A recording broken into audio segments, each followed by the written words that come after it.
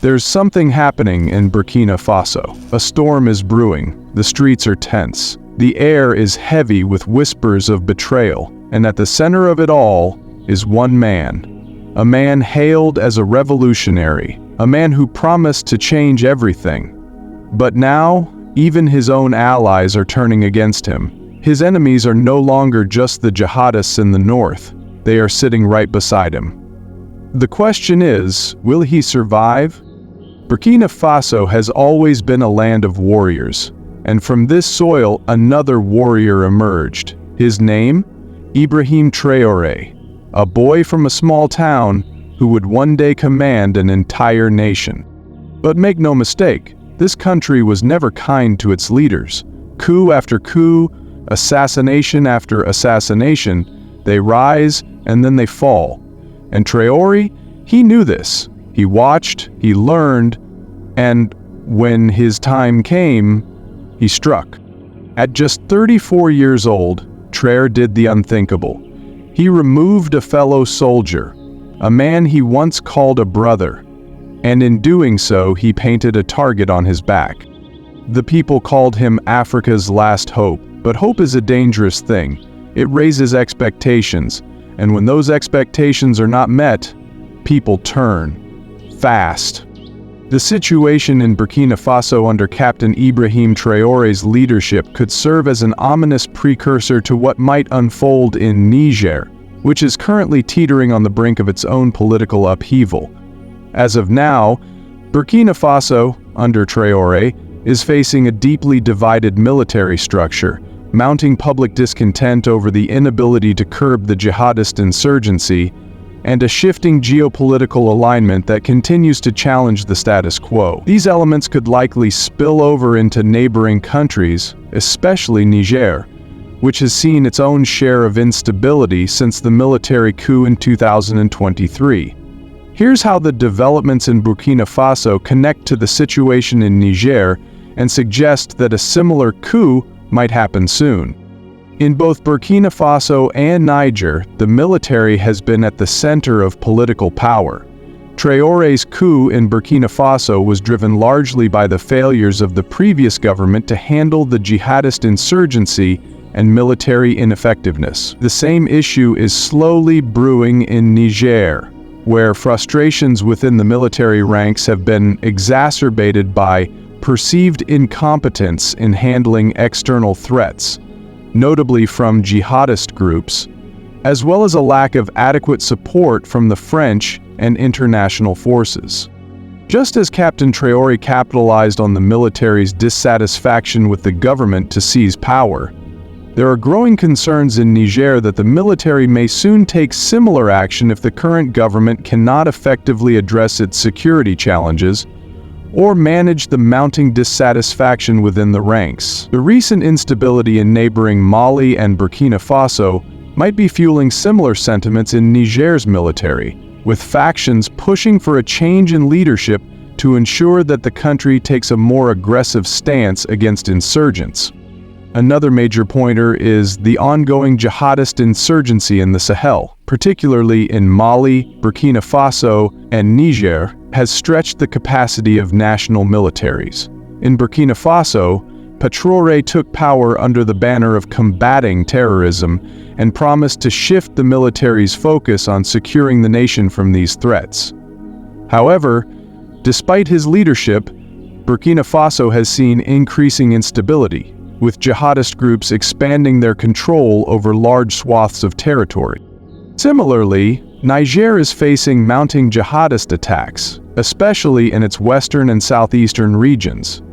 As the military battles the growing insurgency, frustrations within the armed forces are likely to grow.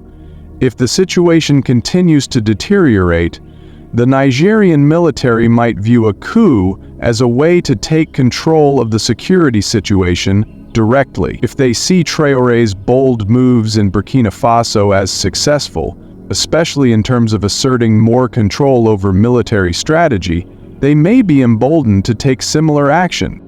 In Burkina Faso, Traoré's rise to power has highlighted significant divisions within the military.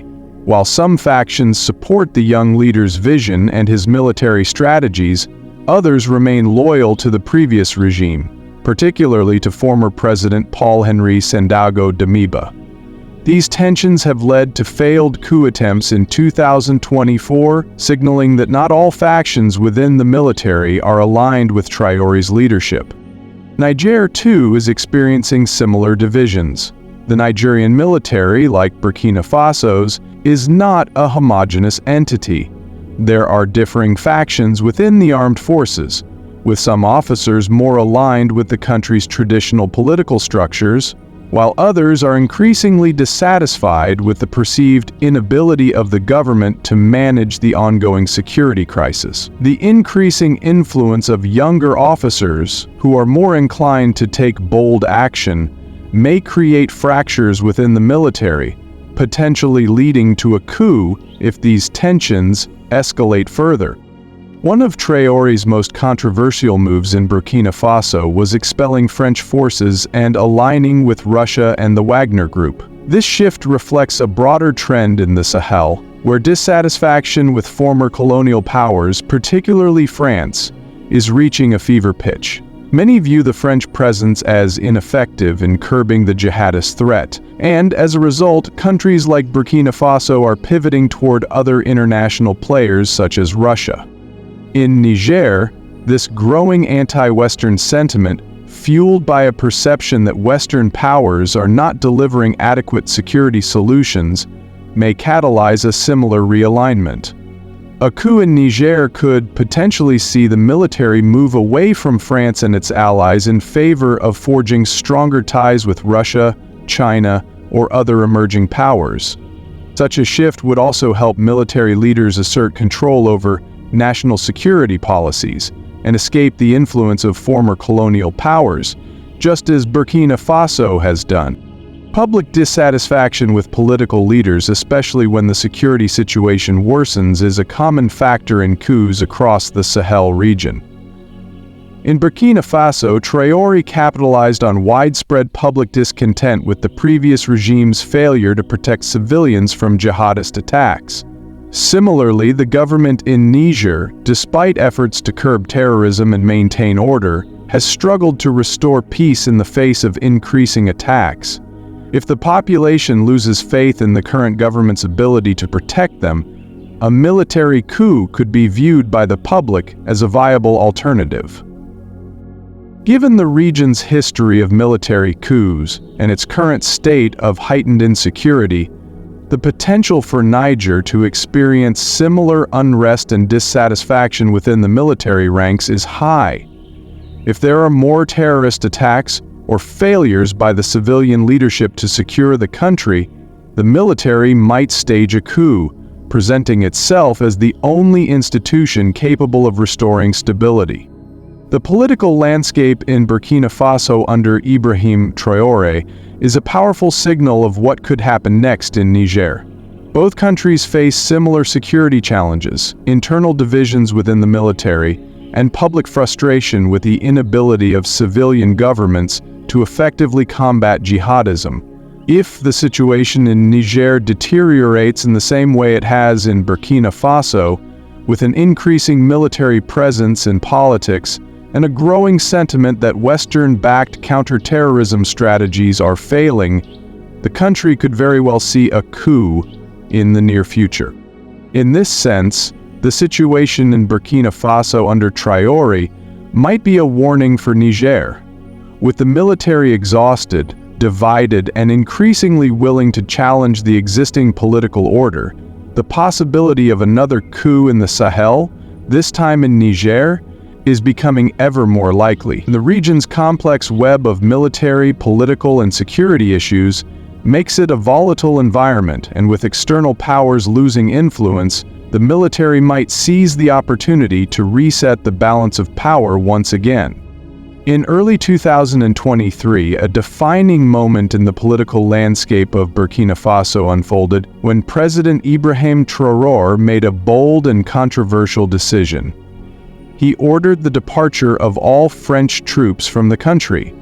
This move was not just a diplomatic gesture, it was a seismic shift in Burkina Faso's foreign relations and marked a significant departure from the long-standing military and political alliance with France.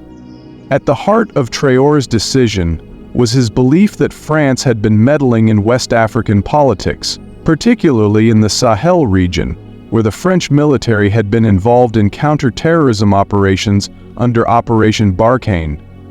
The operation had been aimed at combating jihadist groups such as Al-Qaeda and ISIS that had been destabilizing the region. However, many local populations viewed the French presence as part of the problem rather than the solution, with accusations of neo-colonialism, exploitation, and even complicity in the violence. For years, anti-French sentiment had been brewing across the Sahel, fueled by a growing perception that France, under the guise of counter-terrorism efforts, was more interested in maintaining influence over the region's natural resources, particularly uranium, gold, and oil. Burkina Faso, once a French colony, had long been part of France's Franc-Afrique network, a system of political, economic, and military ties that critics argued often favored French interests over those of African nations. By the time Traoré came to power in September 2022, following a coup that ousted his predecessor, Lieutenant Colonel Paul-Henri Sandaogo Damiba, Burkina Faso was in the midst of a full-scale security crisis. The country was facing mounting jihadist attacks, and the military was struggling to reclaim territory lost to jihadist groups. With France's Operation Barkhane failing to make significant progress against these groups, many Burkinabés felt that France's involvement had become an obstacle to finding lasting peace and stability. Traoré's decision to expel French troops was framed as an act of reclaiming Burkina Faso's sovereignty and rejecting foreign influence. It was a bold move that resonated with nationalist sentiments, with many citizens rallying behind the president's stance, seeing it as an opportunity for the country to regain control of its future. However, this was not without its risks. The French military had been providing crucial support, including counter-terrorism training, intelligence sharing, and logistical assistance, all of which were vital to Burkina Faso's struggle against jihadist groups. The sudden withdrawal of French forces left a significant gap in Burkina Faso's military capabilities, raising concerns about how the country would manage its security in the face of growing jihadist insurgencies. But Traoré did not leave Burkina Faso isolated. In a move that stunned many in the international community, he pivoted towards Russia, strengthening ties with the Kremlin and aligning with Russia's state-backed paramilitary group, the Wagner Group. Wagner, notorious for its operations in places like Syria, Libya, and the Central African Republic, has increasingly become a tool of Russian foreign policy in Africa. In exchange for military support, Russia has sought to gain influence over Africa's natural resources, much like France had done in the past. This shift in allegiance raised eyebrows worldwide as it marked a clear break from France and the West. Russia, through the Wagner Group, offered to provide military training, combat support, and counter-terrorism expertise, which Burkina Faso desperately needed. The group's presence in the country raised concerns about the potential for increased Russian influence in the Sahel, further complicating the already tense geopolitical dynamics in the region. Many Western observers questioned the wisdom of Traoré's decision, with critics arguing that aligning with Wagner could lead to even greater instability in Burkina Faso and the broader region. The Wagner Group has been accused of human rights abuses, including extrajudicial killings, torture, and plundering of resources in countries where it operates. Some feared that the group's involvement would exacerbate the conflict in Burkina Faso, making it more difficult to achieve peace and stability. On the other hand, Traoré's supporters hailed the move as a courageous stand against Western imperialism. They saw the departure of French forces as an opportunity for Burkina Faso to chart its own course, free from the influence of former colonial powers. With the country's security situation continuing to deteriorate and the population growing weary of foreign military interventions, Traoré's shift towards Russia was viewed by many as a desperate but necessary step in securing the nation's future. However, the consequences of this decision are still unfolding. As of now, it remains unclear whether the Wagner Group's involvement in Burkina Faso will bring about any significant improvements in the security situation, or if it will lead to further chaos and destruction. What is clear, however, is that the country is at a crossroads, and Traoré's decision to expel the French military and align with Russia will have long-lasting implications for Burkina Faso's political and security landscape, as well as its relationships with Western powers and the international community. In the end, Traoré's bold move in expelling French troops was not just a diplomatic shift, it was a declaration of independence, a call for a new approach to tackling the country's security crisis. Burkina Faso's northern regions have been overrun. ISIS, Al-Qaeda, they control over 40% of the country. They attack, they kill, they disappear. And Traoré? He sends his soldiers, but for every jihadist they take down, 2 more rise. This war is not just being fought with guns. It is being fought with hunger, with fear, with silence. And the people? They are growing impatient. But here's the real problem. The greatest danger to Ibrahim Traoré is not the terrorists in the desert. It's the men in uniform standing right beside him. Burkina Faso has been grappling with escalating violence, with over 40% of the country currently under jihadist control. Groups affiliated with ISIS and Al-Qaeda have established strongholds in the northern regions, intensifying the conflict. Civilians in these areas continue to endure brutal massacres as these extremist factions grow bolder in their actions. The Burkinabe military, though determined, finds itself outgunned and overwhelmed by the sheer size and firepower of these jihadist forces. Despite their best efforts, the military has struggled to regain control over key areas, and the civilian population remains vulnerable, with little respite in sight. This situation has left Burkina Faso in a precarious position, battling both insurgents and the growing instability within its borders. As the conflict rages on, the devastating consequences for the people of Burkina Faso are felt daily. Entire villages have been displaced, with families forced to flee their homes, leaving everything behind in a desperate bid to survive. Refugee camps are overflowing, and humanitarian organizations are struggling to meet the growing needs of the displaced populations.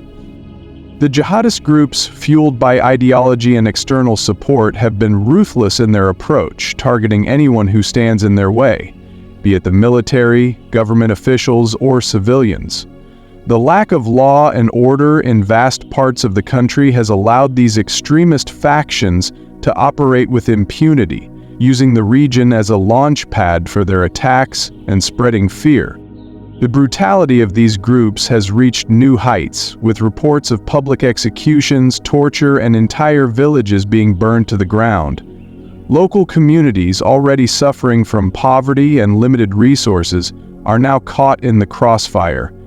The people of Burkina Faso, once known for their resilience, are now trapped in a nightmare with little hope of escape. The international community, though aware of the crisis, has been slow to intervene with the level of urgency the situation demands. While neighboring countries like Mali and Niger are also facing similar threats, Burkina Faso has become a hotbed of instability, with its borders increasingly porous and susceptible to cross-border jihadist activity. The fight against terrorism in Burkina Faso is not just a military struggle, it is a battle for the soul of the country. Every day that the government and military forces struggle to regain control is another day in which the people are forced to endure unimaginable hardships.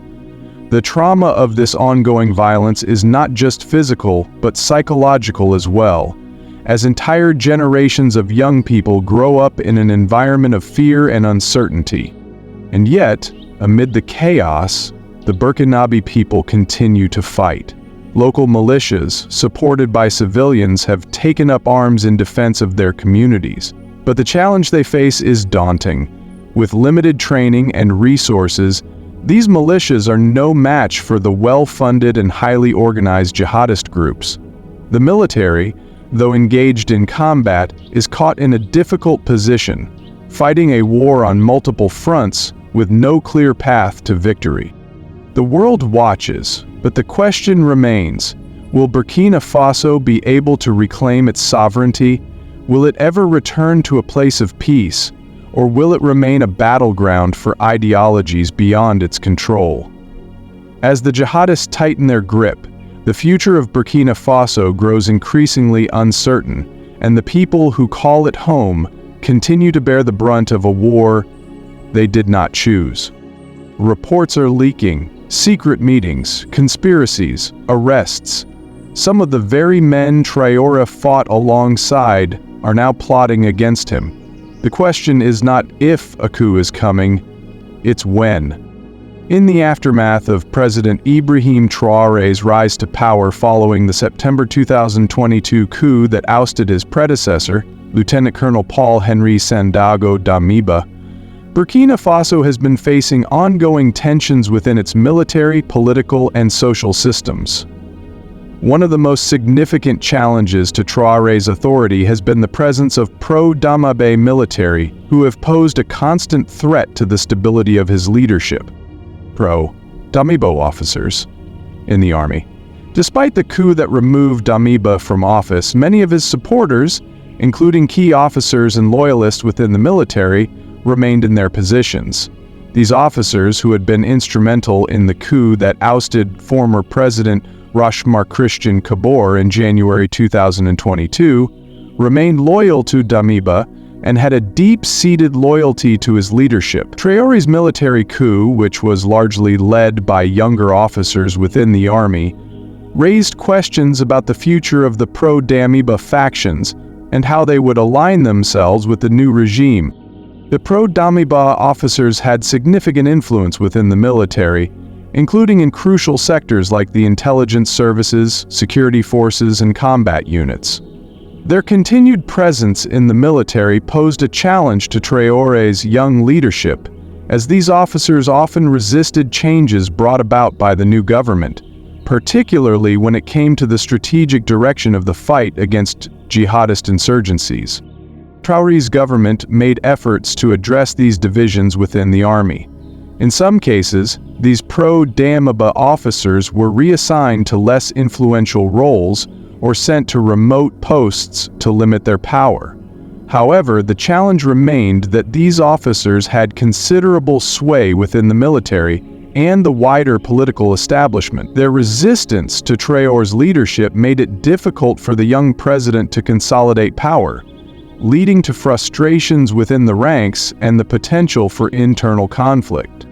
Tensions between older generals and Traoré's young leadership. The tensions between the older generation of military officers, many of whom had served under previous governments, and the younger, more radical leadership represented by Traoré, were already evident shortly after the coup.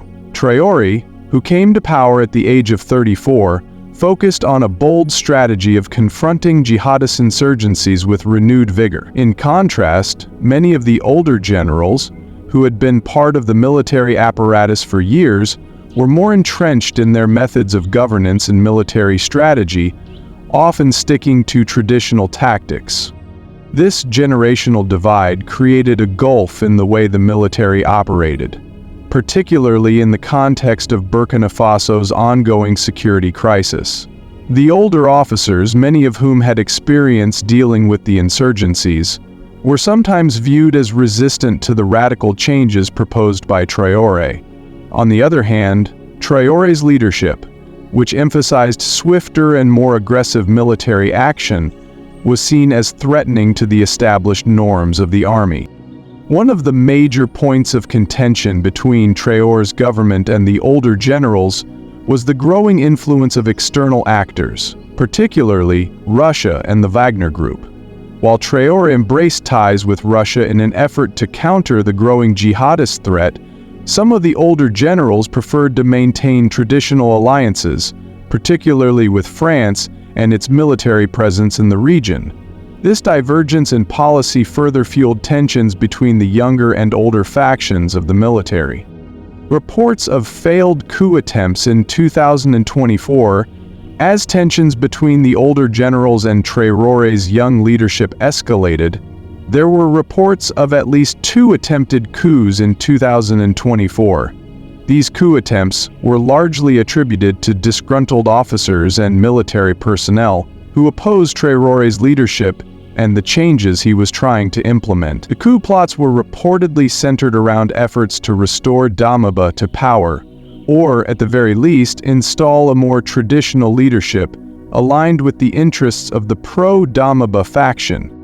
The first failed coup attempt reportedly took place in early 2024, following a period of increased unrest in the military ranks. According to sources, key military officers had planned to seize control of key government institutions and military installations in an attempt to overthrow Traoré. However, the plot was discovered before it could fully materialize, and several officers were arrested, though some were able to flee the country. The second coup attempt, which occurred later in 2024, was even more ambitious and involved a broader segment of the military. This attempt was marked by increased coordination between pro-Damiba officers and elements of the military dissatisfied with Traoré's handling of the security situation and his pivot towards Russia. The plot was reportedly foiled at the last minute, with Traoré's forces moving quickly to neutralize the threat. In both cases, these failed coup attempts served to highlight the deep divisions within the military and the challenges Traoré faced in solidifying his control over the government. It also showed that, despite the president's popularity with some factions of the military, his leadership was still fragile and vulnerable to internal coups and uprisings. The ongoing tensions within the military have had serious implications for Burkina Faso's stability. The divisions within the army have undermined the country's ability to present a united front against the jihadist insurgencies that continue to plague the nation. The country's security forces have been stretched thin, and the internal strife within the military has led to operational inefficiencies, making it even more difficult for the government to regain control of territory lost to jihadist groups. Moreover, the political instability caused by these tensions has eroded public trust in the government. While Traoré remains popular with many citizens who see him as a strong leader capable of standing up to foreign influence, the continued infighting within the military and reports of coup attempts have created an atmosphere of uncertainty. The prospect of another coup, or the eventual fragmentation of the military into competing factions, threatens to destabilize the government further and derail any efforts to bring peace to the country. For now, it remains to be seen whether Traoré can successfully navigate the tensions within the military and maintain his hold on power. The coming months and years will likely determine the future of Burkina Faso, as the president works to balance the competing interests of the older military elite and the young officers who brought him to power. The question remains, will Traoré be able to unite the military, confront the jihadist threat, and guide Burkina Faso towards a more stable future? Or will the internal divisions within the military eventually bring down his government? The answers are uncertain, but the stakes are incredibly high for the future of the country.